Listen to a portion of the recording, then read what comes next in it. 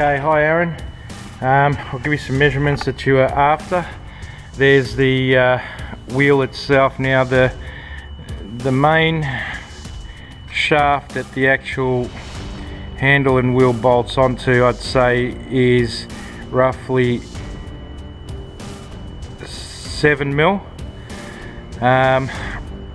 So from the center to the outside you've got 60, yeah, 63. If you can see it, it's recessed back in that. Now the width of the structure itself, I'll get it as close as possible. I'm doing this one here, is 85 mil. The recess that's here is 6 mil, and the square plate underneath that I'm measuring now is 67 mil by, I would say,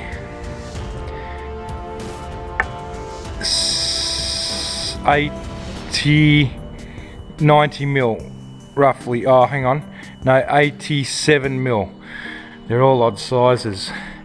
On the top you have this square plate that's mounted here, obviously recesses back from the dovetail.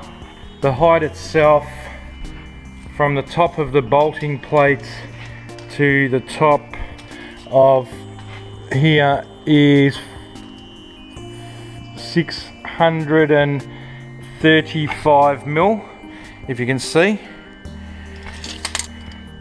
The bolt pads, and that is roughly 25 mil, 103 mil here. The base itself, across the base, is 275 mil. The main vertical rise on the machine, where the bolts bolt in here, as you can see, is 160 mil. There's a picture of it from the top as requested. Dimensions obviously of the table is probably what Stuart specifies on the website. I'd say 180 by 705 mil. That's the positioning of the wheels and the handles on this unit itself, as you can see.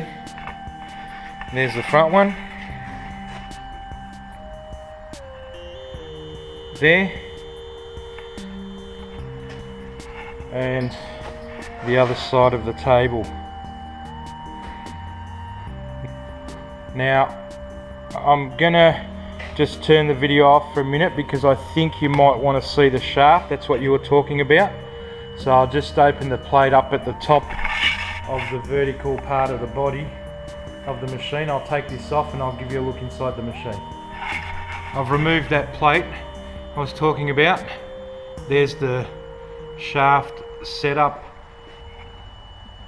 I'd love to be able to give you measurements of inside all that sort of stuff, but I'll have to pull it apart. Yeah, there's the micro V belt and the setup, so I've changed the gear.